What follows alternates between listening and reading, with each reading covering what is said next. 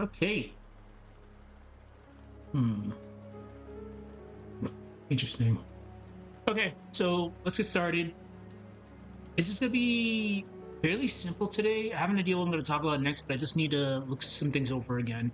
So today is Wednesday, so the next time I'm gonna be streaming this will be on Friday. So stay tuned for that one after this stream. Because tomorrow is the Type Moon Day. So, going off the outline, we have so far the cost of service for furniture,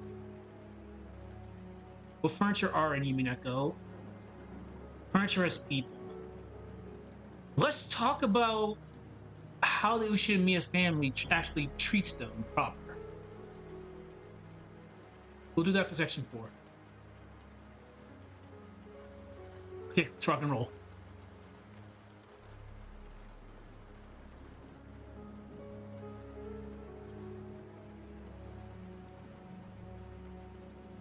Yep. Section 4.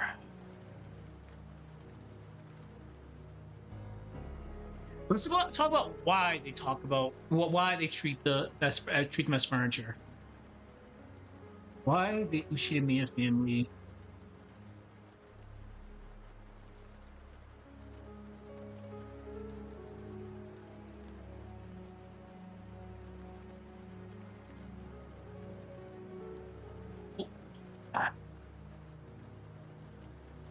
we'll be cute about this. Why they treat them as less.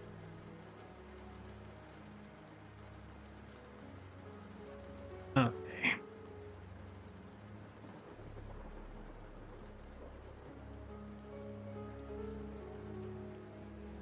Well, one of the main things is just how the hierarchy is on Rokenjima. Okay, as much as I love RE2 music, I do love RE2 music.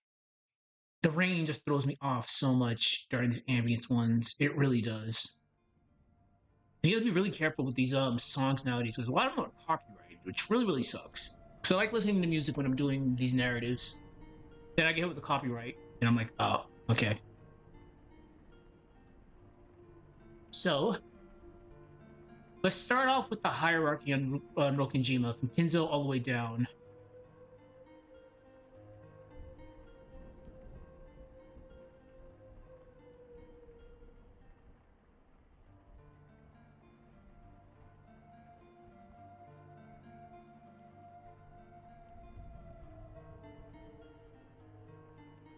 Okay. For the Ushiromiya family,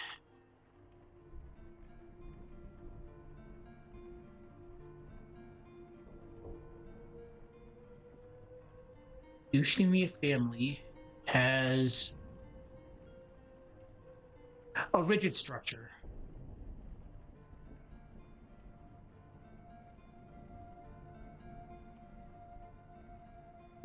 Hmm. Rigid structure where their servants are legitimately at the bottom. They're not even people, according to them.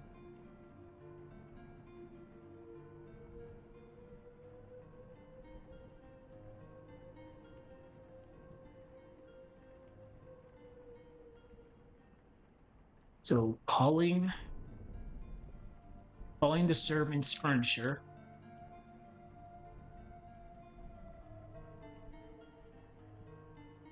Calling the servants furniture.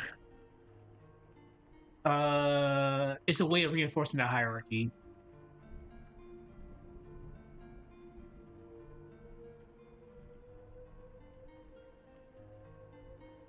Yeah.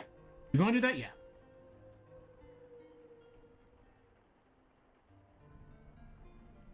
Hmm.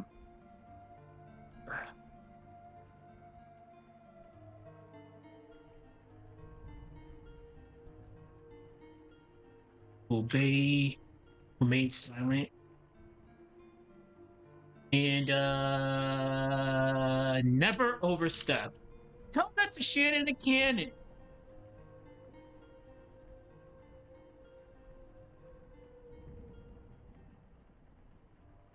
Okay.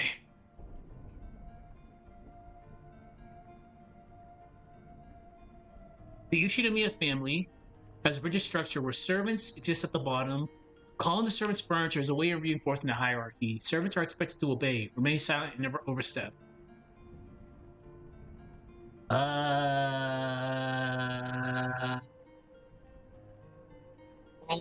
Kinzo, we'll do Kinzo's influence because his kids obviously are they all treat the service different, but it starts at the top at the big cheese.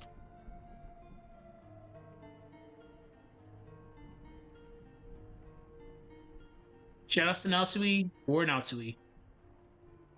So Kinzo. So Kinzo is the one who popularized the furniture terminology, or just term. We'll just say term. Is the one.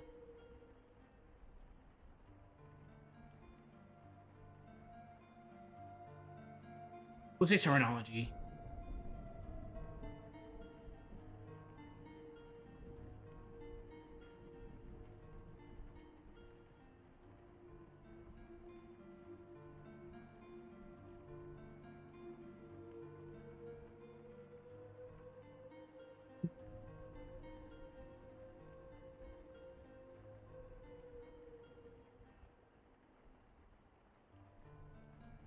This would be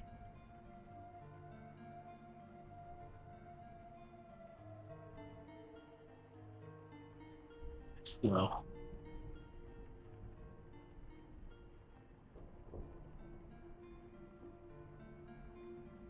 Do I do this? Thinking about something, but I gotta be very careful with the way I word it. Because again, I'm trying to avoid any crazy rabbit holes. Because the moment I write something, I could be shooting myself in the foot.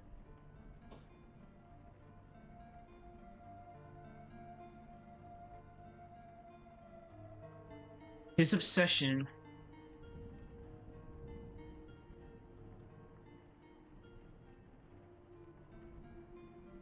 The Golden Witch. Magic. Magic. Uh Contracts, I guess. Yeah, contracts.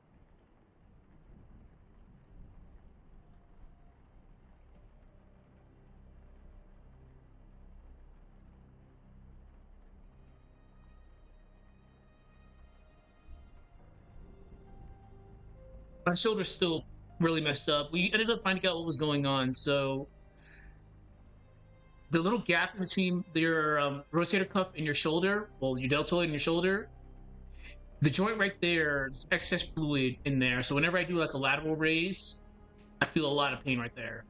And I have tendonitis without a tear. So this left arm is kind of screwed up right now. So Friday we're going to see if I need surgery. So when I'm typing, I'm kind of shaking a little bit. So don't mind me. It happens sometimes. It's just today is just more prevalent.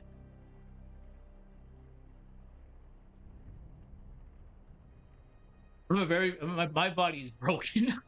All right, his obsession with the Golden Witch, magic, contracts, and strict work, yes. Trickle down the trickles down the chain.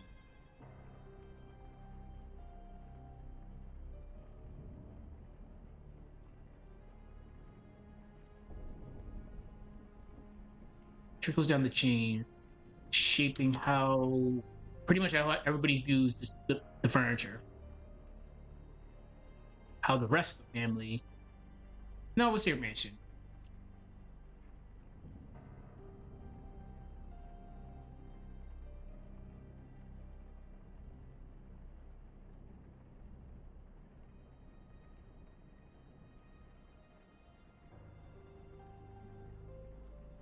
So we talked about the hierarchy. We talked about Kinzo's influence.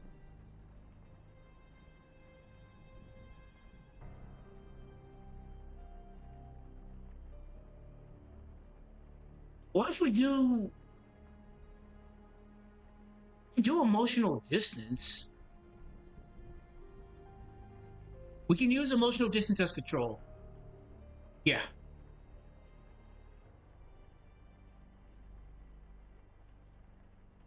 Because yeah, we can do this. By calling them furniture, I didn't need to do all that. Hey, look, it's Ada. By calling them furniture, family is able to distance themselves emotionally and socially. No. Family maintains distance. Yeah. Emotionally and socially.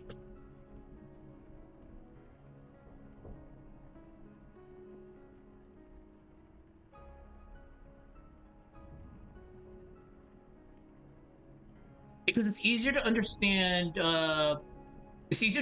total obedience and loyalty when the servant isn't even viewed as a person. Yeah, what can we do that?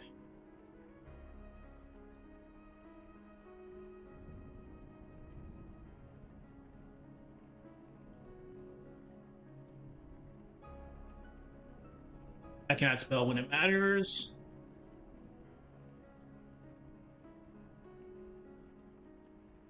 Yeah, loyalty when the servant isn't viewed as a person of equal standing.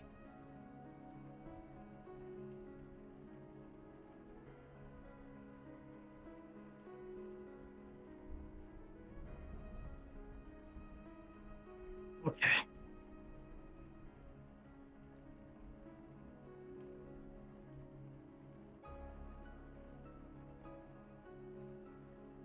Why do Ushiromiya family treat furniture as less?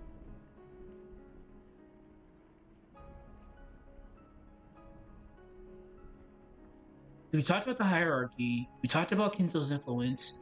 We talked about the emotional distance as control. How about how the servants feel about it?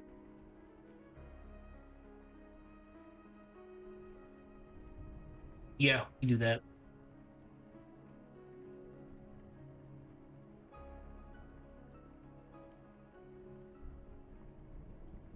Let's do it like this. Characters like Shannon and Kanon. Characters like Shannon and Kanon accept the furniture rep. Well, they all do, but we'll just use Shannon and Kanon as an example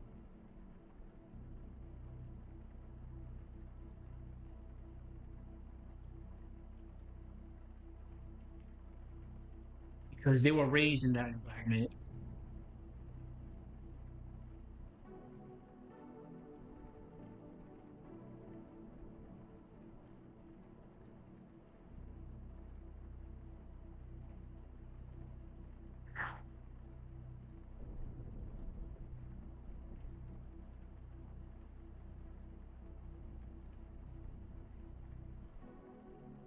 Well, it is usual. If anybody has any requests for these, let me know because Umineko's harder because I really have to think of what subject we can talk about because again, we can potentially put ourselves in a very big major rabbit hole, which I'm not trying to do.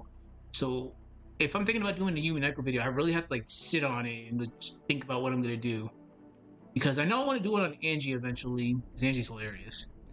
But I decided to do the furniture this time around because talking about the furniture is different. Because whenever you think Umineko, you think about Balor, Beatrice, and all the other stuff. You don't really talk about the furniture like that.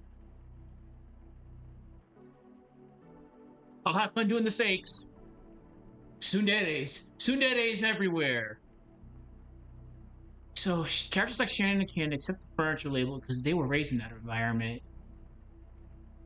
The label doesn't just describe their job. The label doesn't just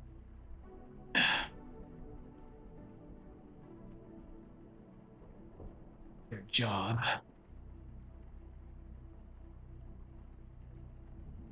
It shapes how they see themselves and their value. Yeah.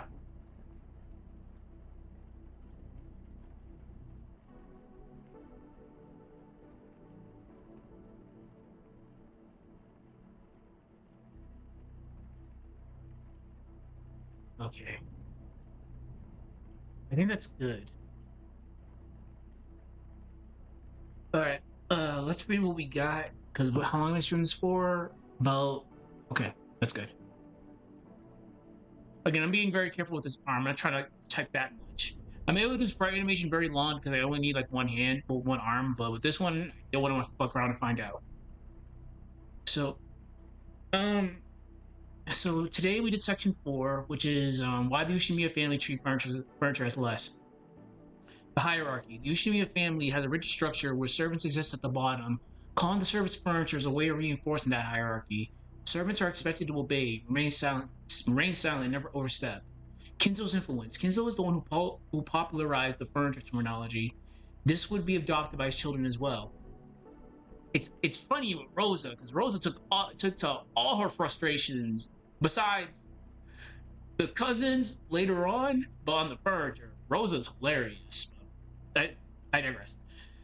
His obsession with the Golden Witch magic contrasts strict order trickles down the chain, shaping how the mansion views its servants. Emotional distance as control. By calling them furniture, the family maintains distance emotionally and socially. It becomes easier to demand obedience or loyalty when the servant isn't viewed as a person or of equal standing. Characters like Shannon and Kanon accept the furniture label because they were raised in that environment. The label doesn't just describe their job; it shapes how they see themselves and their value. Yeah, I like it. Again, could be a relatively short one because for some weird reason, I know what's going on because this injury. So when I'm typing, like this is kind of shaking a little bit. So we'll see what they say on Friday. If I have to do surgery, we'll do surgery. But I don't want to mess around anymore. All right, so tomorrow is it gonna be tight? It's gonna be tight moon day. I'm on the narrative with that one. Then on Friday we'll continue on with this one. We're gonna get this out before the new year, so just bear with me. And of course, if people have any requests, just let me know and we'll get there. We'll be doing some more Umineko videos in the future. I just been tied up with the other projects like the horror stuff, but we'll be alternating between Tight Moon, Umineko, and horror. God, if I have to do Higurashi, I'll be very sad. Anyways, have a good rest of your evening. I'll see y'all on Friday. Bye bye.